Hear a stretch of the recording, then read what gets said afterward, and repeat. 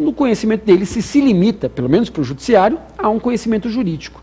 Então, nesse plano, nessa esfera, eu acho que a arbitragem ela tem tudo para que ela possa ser muito mais utilizada do que, infelizmente, ela é hoje. Tudo bem? Vamos aí para a próxima e última pergunta.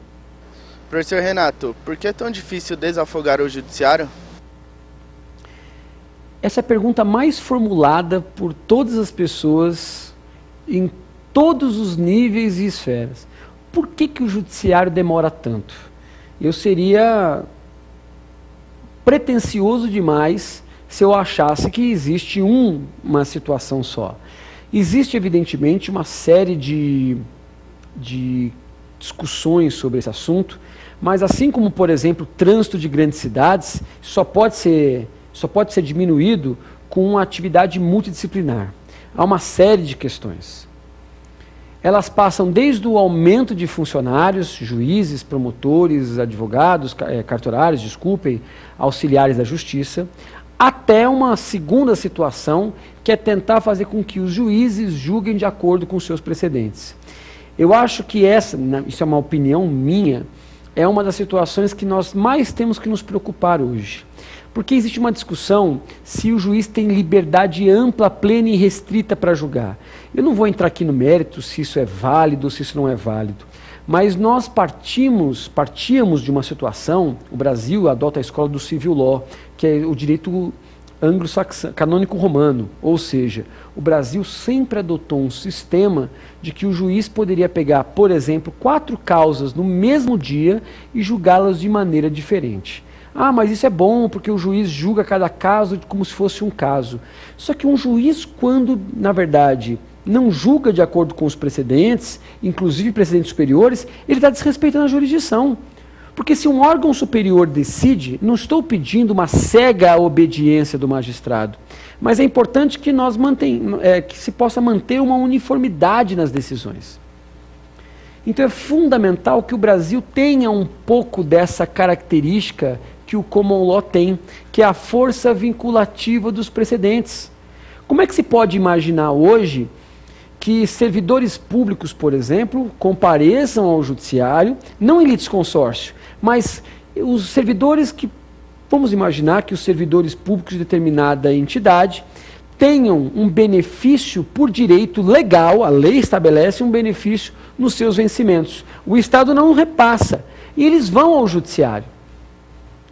Cada um distribuiu o seu processo e caiu em varas distintas. Um distribuiu na primeira vara, ganhou, o outro perdeu, o outro ganhou retroativo de março, o outro ganhou retroativo em abril. Por mais que cada juiz tenha a sua liberdade, exercido suas provas, será que é justo que funcionários que exerçam a mesmíssima função narrem os mesmos fatos no judiciário, pedindo a incidência do mesmo artigo de lei, no mesmo momento histórico, sofram de maneira distinta a decisão? Evidente que não. E hoje, praticamente toda a doutrina vem entendendo que os juízes têm que analisar não só aquilo que ele entende, mas também o que seus colegas entendem. Então é por isso que hoje o Brasil aos poucos vem instituindo artigos para não forçar, mas estimular o juiz a julgar de acordo com os precedentes. O artigo 557 foi um desbravador, porque hoje um relator de um tribunal, ele pode indeferir um recurso se efetivamente ele for contrário à súmula ou jurisprudência dominante do tribunal. Pensem também no 518, parágrafo 1º, permite hoje um juiz, se proferir uma sentença com base em súmula do STJ ou do STF, não receber apelação. Porque de que adianta o recurso do sujeito subir, se lá em cima ele vai perder? Pensem também no artigo 285-A, que fala dos julgamentos de processos repetitivos. Se um juiz pega um caso que é a matéria de direito, e ele tem em seu juízo várias sentenças idênticas, ele pode não receber a petição inicial, sem citar o réu, extinguir com mérito. E aí por aí nós temos outros artigos, como o 120, parágrafo único, 475, parágrafo 3º. Há uma série de situações hoje no Brasil em que faz com que o juiz seja estimulado a julgar de acordo com os precedentes. O novo Código de Processo Civil, a tendência é que nós tenhamos uma situação parecida, Como é que pessoas que têm casos idênticos sofram decisões diferentes? Ah, é a vida. Não é a vida. Isso não é a questão de estabelecer o que é certo ou o que é errado. É questão de nós criarmos uma uniformização. Na Itália, apenas por curiosidade, os processos demoram mais que no Brasil, porque adota-se lá o mesmo sistema que o brasileiro.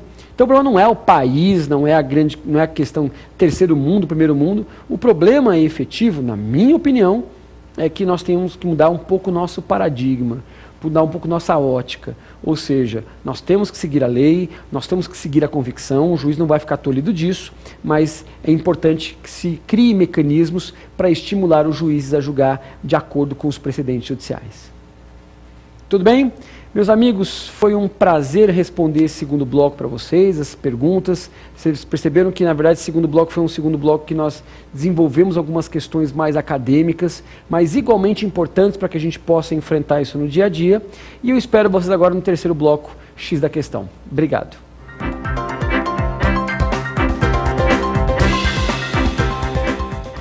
Muito bem, meus amigos, muito bem, minhas amigas. Vamos para o último bloco.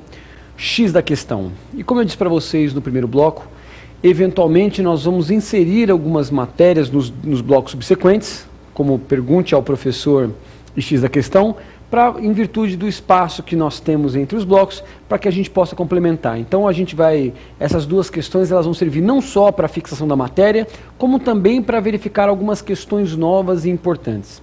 Vamos ler aqui a primeira questão de hoje. São características da jurisdição. Então vamos ler o primeiro. Imutabilidade, imperatividade e originalidade.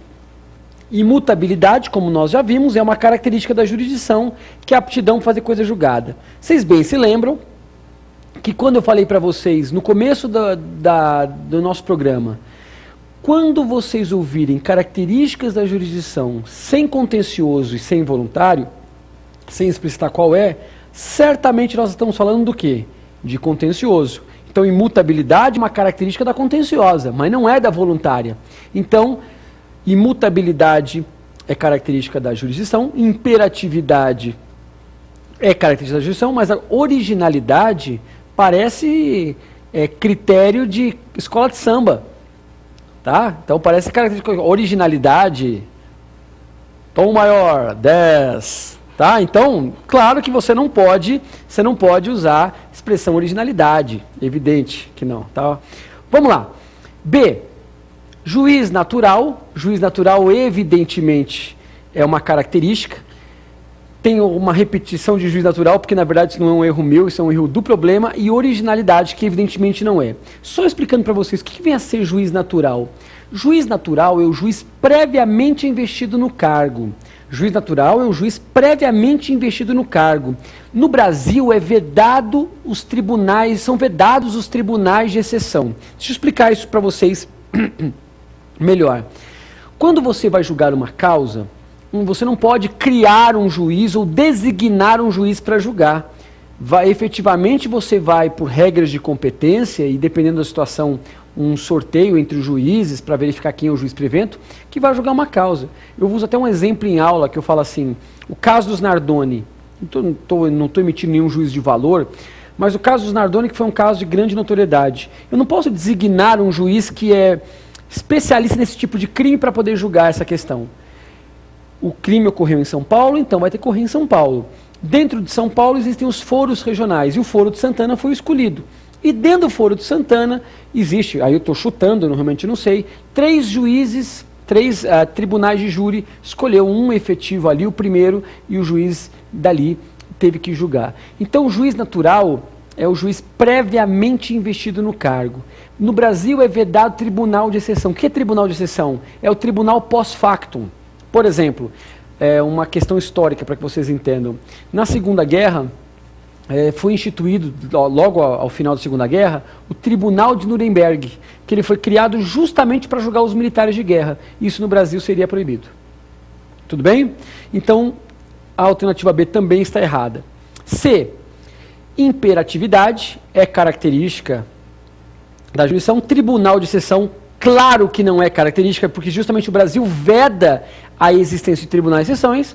tribunal de exceção, inércia também é característica